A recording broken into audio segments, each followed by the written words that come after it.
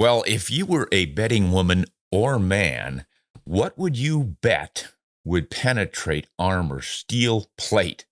A 30-06 armor penetrating bullet from the military, a standard 270 Winchester, or a 48 grain varmint bullet from a 220 Swift? I think we have an answer on this episode of Ron Spomer Outdoors Podcast.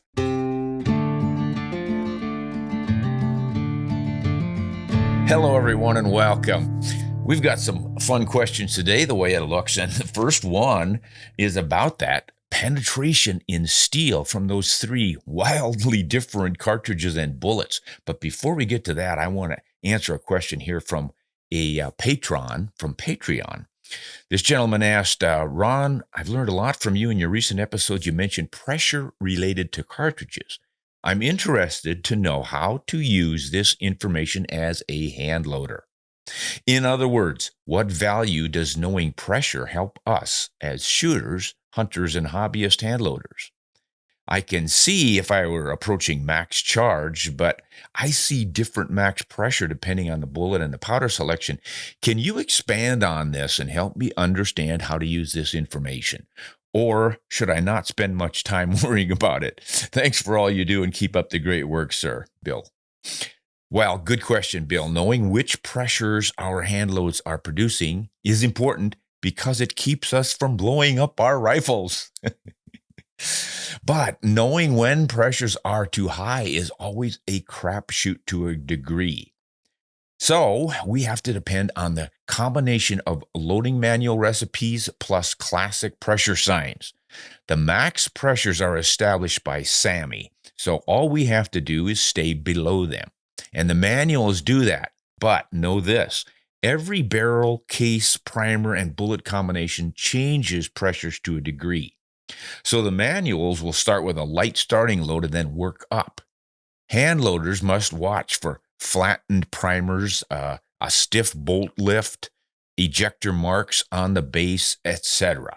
Most hand loading manuals will describe these in detail. Also, these are not absolutely reliable measures, but they're about the best we can do. Now, if you notice a steady progression in muzzle velocities while you work up your loads, you're probably good. But when you start to see minimal increases per grain of powder, you've reached your limit because you get increased pressure without appreciably increasing your velocities when you get too much pressure. So back off. You can also measure case diameter at the head and web just ahead of the extractor groove with a micrometer. Increases there will indicate high pressures. If you find yourself having to trim necks every loading or two, that could also indicate high pressure, or it could simply be too much dragging of the expander ball in a rough neck. Now, black carbon around the primer pocket and or loose primers, well, that absolutely indicates excessive pressures. Well, there are a lot of little things like this to watch for, but these are the basics. So not knowing the absolute chamber pressure, well, it's why it's advised to follow the recipes in the manuals and don't try to set speed records. That's the advice I provided to our patron, Bill. And I hope he still has all of his fingers and isn't pushing the envelope. You know, hand loading really is quite safe. I've been doing it since I was a teenager. And if you're not just listening and watching, I'm holding up 10 fingers and I have both eyes yet, so everything's still intact. I have not had a problem with my hand loads other than one time I stuck the wrong cartridge in the rifle, but that could have been done with factory loads as well. The point is, as long as we're careful, slow and methodical and thinking all the time, we are, of course, working with tools that can really cause problems, kind of like power saw of some kind, any sort of power, working with electricity. I mean, there are a lot of ways we can screw up. So you have to know what you're doing, take your time, and pay attention. But golly, hand loading has been going on for so long. Well, really, when you think about it, hand loading has been going along pretty much for as long as firearms have been around. Because what did we do with muzzle loaders? We hand loaded them. We poured the powder in. We seated the bullet on it. We put on the cap where we primed the pan. And that's hand loading. So all you're doing with cartridges, of course, is preparing a simple cartridge that holds everything, so it's a lot more convenient than carrying loose powder around. Just be careful with all of it, and you should be just fine. Now, I see they gave me a page with a few things on it. Here's something from Todd, who says, hey, why do you call it a 5.56? Isn't it a .556? Haha, good question, Todd. And I can see where you'd be confused.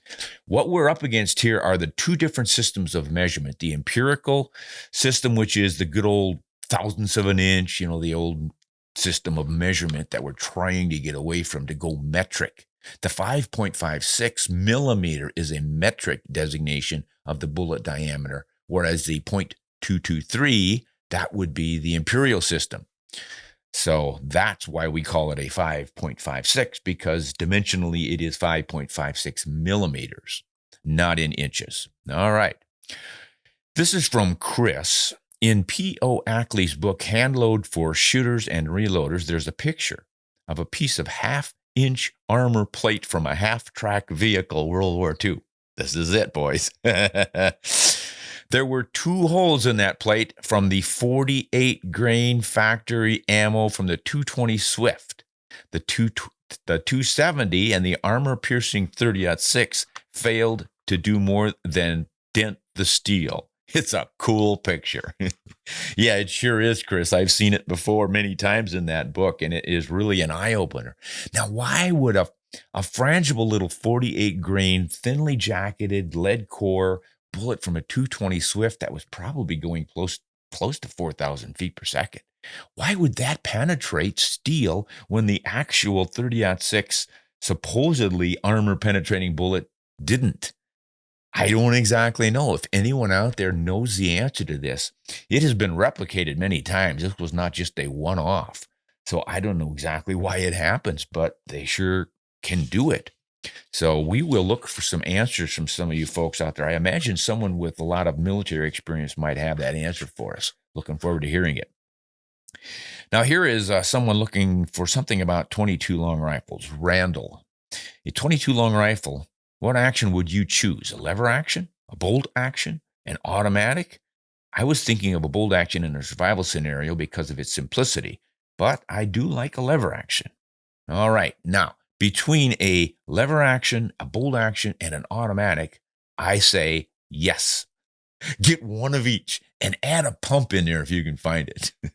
However, I know what you're driving at here. For your one chance survival rifle, you've got nothing else. I think you're right. Go with the bolt action. It's more dependable. I think it can be more easily repaired. And it shouldn't really need to be repaired. Just make sure you've got one that's really functional. I have a couple of Kimbers, the original Kimber, and then the American, the second version with the controlled round feet. And they're both delightfully accurate and just consistent. I've had them for years and years, and they just keep on going. But, I can't say that I've ever had trouble with my Ruger 1022s. They've always been pretty darn consistent. A lot of the relatively inexpensive 22s, whether they're automatics or pumps, bolt actions, whatever, seem to have issues. But I think that has more to do with the low cost. They're just not built for rugged long-term use. So I would invest in a bolt action that's got a reputation for quality. Okay, now here's just a little quick one from someone called Bob, who's read or saw my video on the 22 as a survival rifle, and he said, I would humbly submit that the 22 Winchester Magnum is superior. Yeah, ballistically it is, of course. The 22 Win Mag is probably pretty good for a dead-on hold out to about 100, 125 yards, and it delivers more energy at closer ranges and such. But I don't think it's a better choice for a survival tool because ammunition is a little harder to find, and when the stuff hits the fan, it'll be even harder to find. There's just a lot more 22 long rifle ammo out there, and it's a little louder, so if you're trying to sneak around to do some what we would have called poaching, but when everything's a kind of a big disaster and you need meat, you're going to shoot it. So I think there's a little advantage there as well.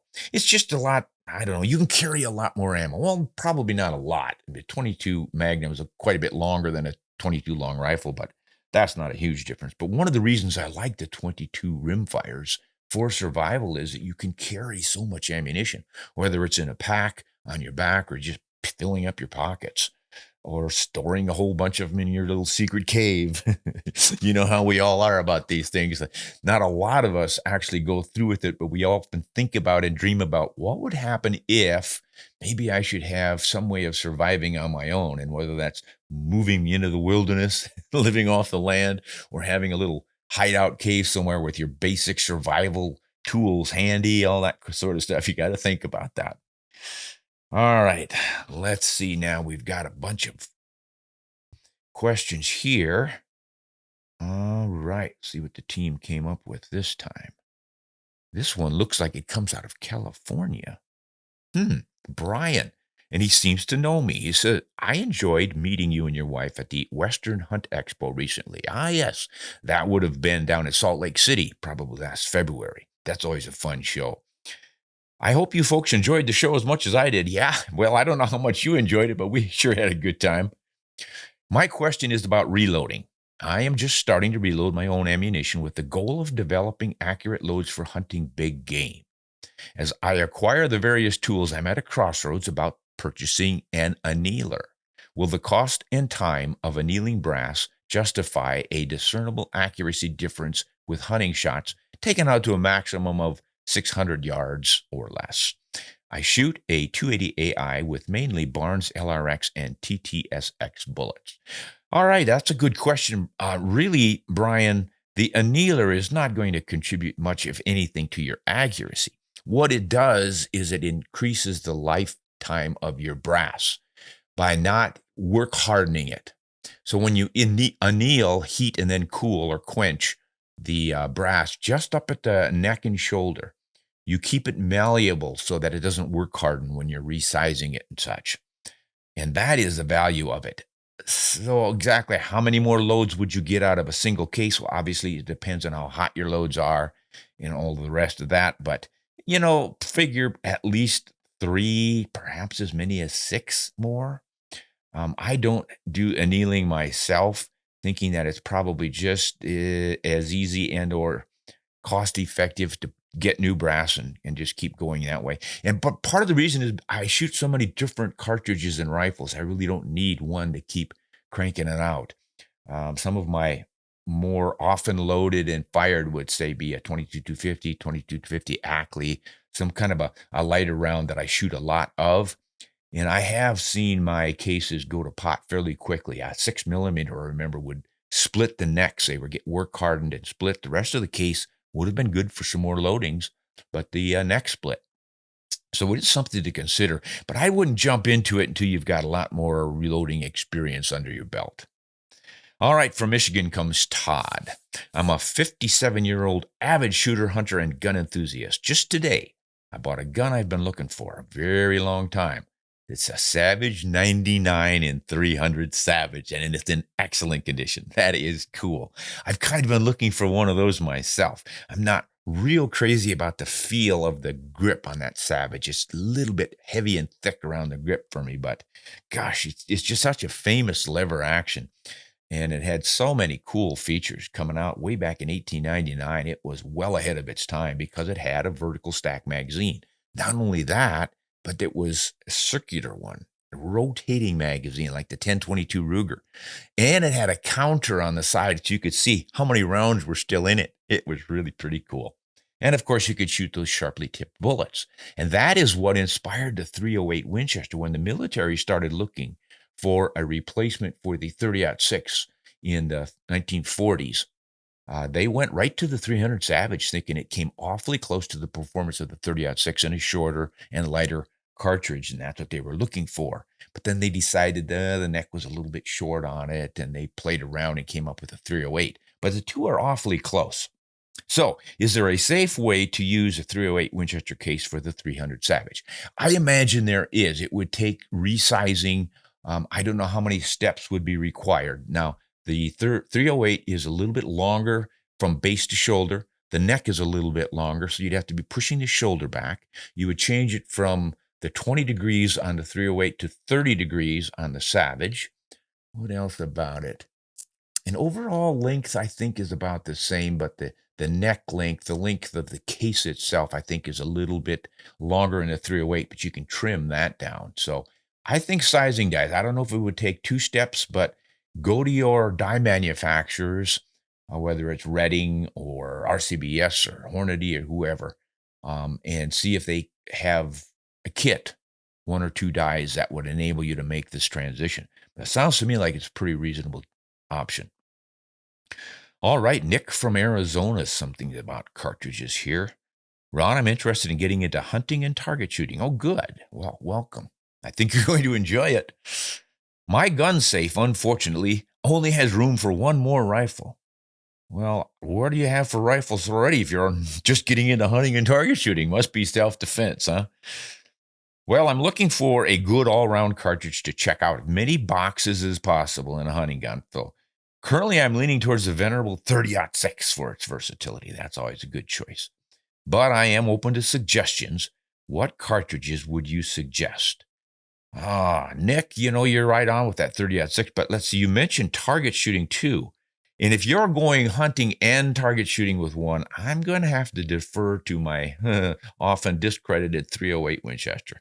The 308 Winchester really is your better option for target shooting, not so much because of this supposed inherent accuracy of the cartridge, as the fact that more 308 Winchester cartridges are produced for target shooting accuracy.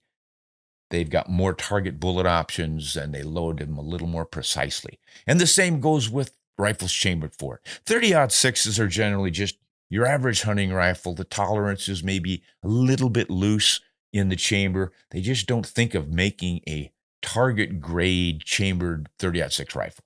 So I think you're going to be all right with a 308. You'll be spitting your bullets maybe 150 feet per second more slowly out of a 308. If you're hand loading and getting your pressure signs and everything up to snuff, just figure 100 feet per second less velocity, which is no big deal. No elk's going to say, oh boy, too bad you used a 308 instead of a 30-06 and walk away.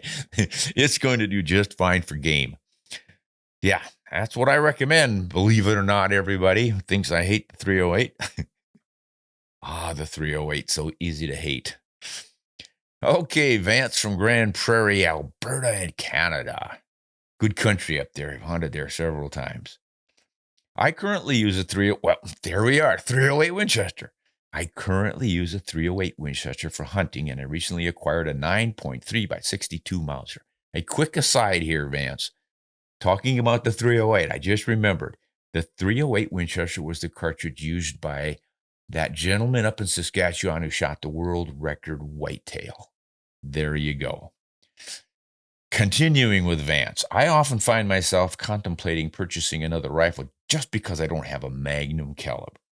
I've always end up talking myself out of it, as I have these 2 rifles that I think cover all my needs for deer, elk, moose, and black bear.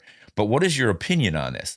Is a Magnum really needed, or do you think I have more than adequate firepower for hunting within ethical hunting distances, which I consider to be 400 yards or less? Vance, you're done.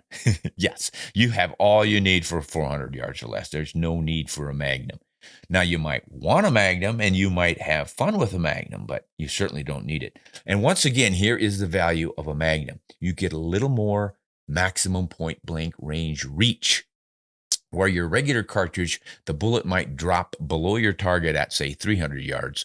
With a Magnum in the same caliber, you might be able to reach another 30 to 50 yards before the bullet falls under your target. Now, if you have a laser rangefinder and you know the exact distance to your target, shouldn't be a problem because you just compensate either by dialing your turrets or holding high or using a subreticle in your scope, and you'll just be fine. So, yeah, I would say 400 yards or less.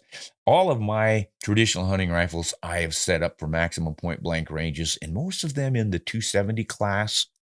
I can hold dead on to about 300 yards, high shoulder at 350, and at 400, I just need to have a few inches over the animal's back because my drop's going to be somewhere between 16 and At most 20 inches, generally 18. And if you figure a deer's chest is about 18 inches top to bottom, and then the target vital zone inside is about 10, you're just going to drop that bullet 18 inches with your high like that right into the heart, over the top of the heart. And it's worked for me just beautifully for decades. So I think you're set. But hey, if you want to get yourself a 7 mag of some kind, I would definitely support you in that. They are sure fun. All right, Jacob from Michigan looks like he wants to go bear hunting.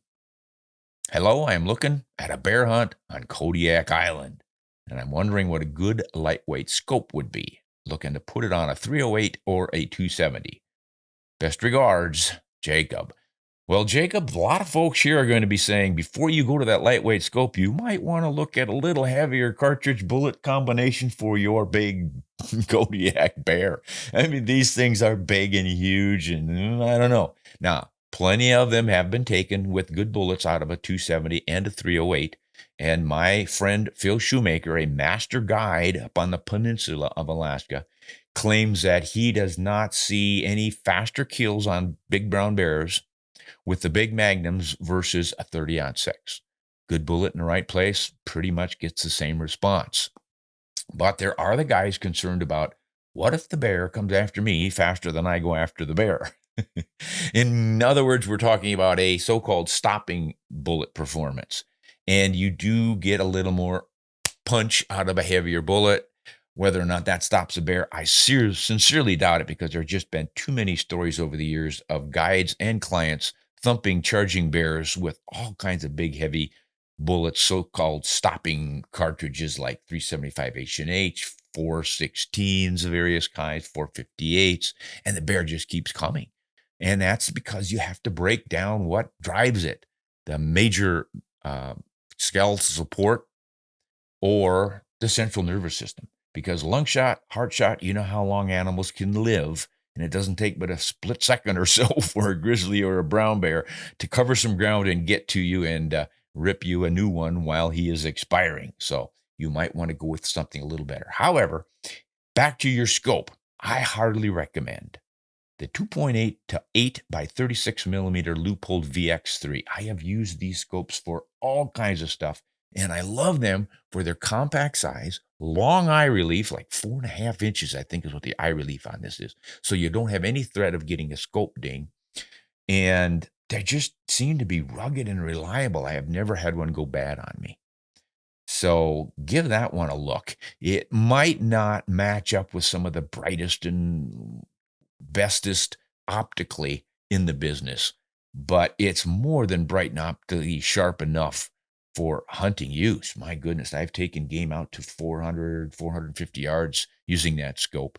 And it's quite versatile. From 2.5 power, you're going to have no problem at close range on a big bear. And then 8X, if you need to reach out there, I've gone as far as 400 yards at 8X. So I think you're going to like that scope. Now, there may be some others out there just as good. I hear a lot of good things about the rugged durability of some Burris scopes, but I don't work with them all that often. I just know that this little Leupold is compact. As I said, everything else about it's great, and it only weighs about 12 ounces. That's a lightweight scope. Okay, let's see what Luke from Arkansas has got here. He wants to know about deflection. Do you have any information on bullet deflection, especially tall grass and small twigs, say a 1/2 inch or less? I'm shooting a 6 millimeter Remington, 80 grain and 100 grain. Yeah, that is worth considering. I hear a lot of times from guys who say, boy, I missed my shot, but then I found out there was a blade of grass in front and that deflected my bullet. I never bought that. A blade of grass? No. Even 4 or 5 blades of grass? No. But at some point, there will be enough blades of grass between you and that target that you might start to deflect that bullet. Twigs, yeah, that doesn't take too much for a sapling or a twig to nick the side of that bullet and send it off in a new direction. It just diverts it from its original path. And yeah, I think you're on the right track. 1/2 inch, definitely. I have seen it in action once on a water buffalo hunt in Australia. fella that made the shot killed the buffalo just like that, but he hit him in the neck when he was aiming behind his shoulder. So we got to scratching our heads over that one, went back to from where he had shot and followed the line of travel, and sure enough, there was a limb almost fallen over with about half of it, with a little half moon cut out of it from his bullet. He had hit that and deflected that bullet. Gosh, from a buffalo, you're looking close to 3 feet of deflection. And now you need to consider how far that deflection device is from the animal and your bullet. If it's right in front of your gun or fairly close, and the animal is 50 yards beyond it or 100 yards beyond it, that makes a big difference. A little bit of deflection initially ends up to make a huge deflection downrange. So you do need to pay attention to the stuff that's in close. Bushes that are right in front of the animal aren't nearly as much of a problem. I have over the years shot through several of those. It would be fairly light bushes where you might hit a small limb or something, but immediately behind it is the animal.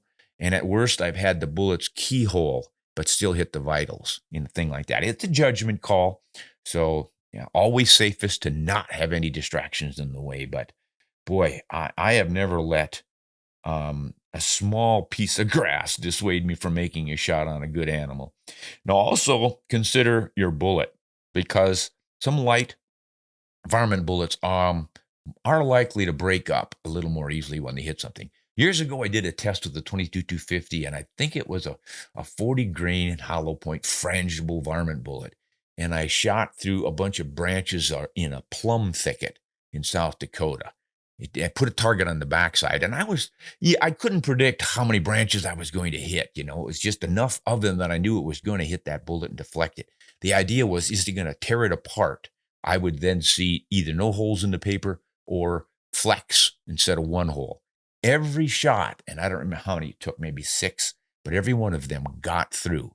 Some of them were a little bit sideways, but none of them turned into that broken up bullet that you hear so much about. But I think it is a possibility, so you want to consider that. But obviously, there's no scientific absolute answer on this one. It's not like gravity. All right, Dylan from Oklahoma. Hello, Ron. I'm a big fan.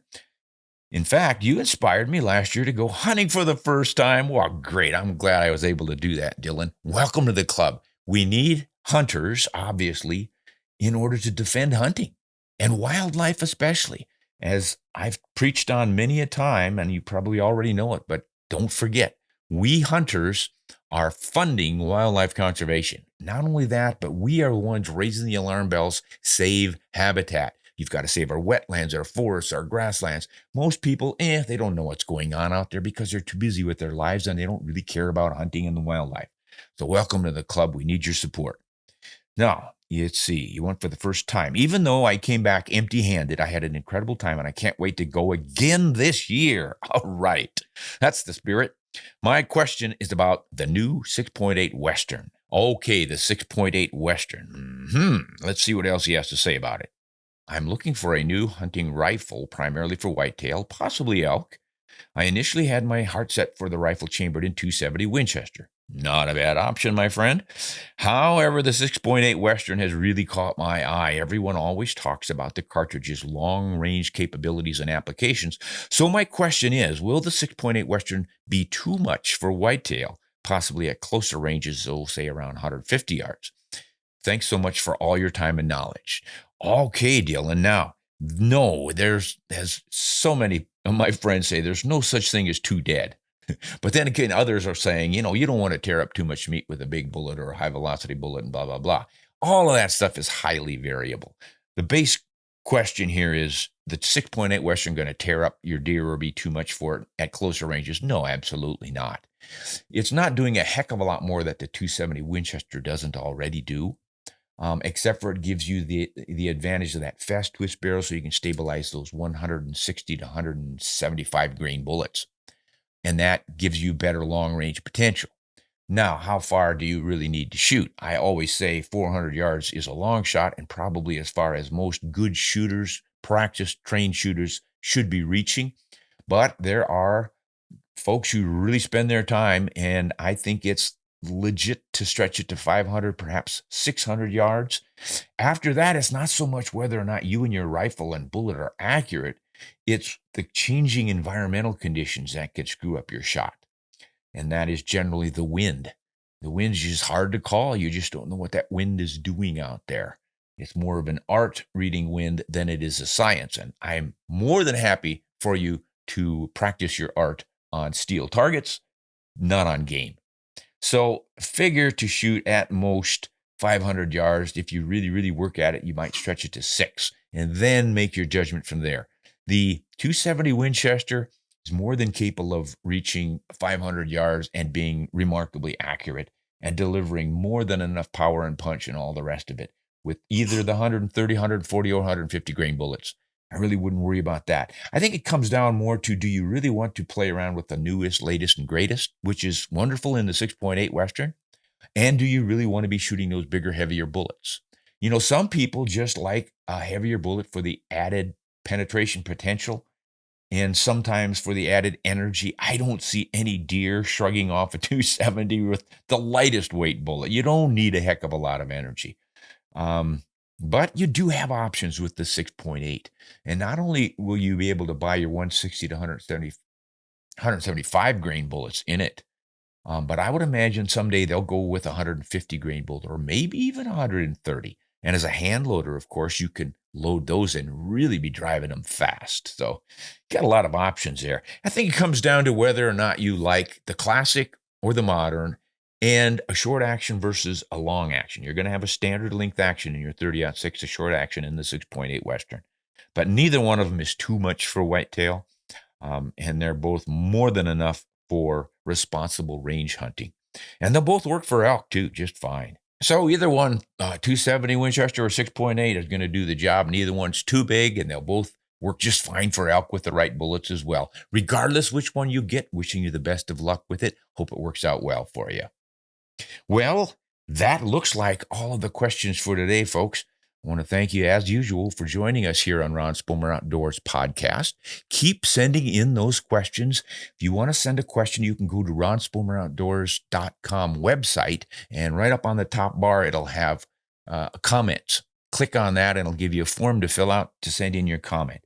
Now, if anybody has good information on that steel plate and that 220 Swift punching through it, we'd sure like more details on that. Why did that happen? Send that information in and we'll read it on the air, and we'll leave your name out of it if you don't want to be exposed. All right. So everybody, Chris and Randall and Bob and Dylan and Luke and Jacob and Vance and Nick and Todd and Brian. I don't think we had anyone from Australia this time, but we always enjoy all of your comments. Thanks for writing in. We'll see you next time on Honest Shoot Straight.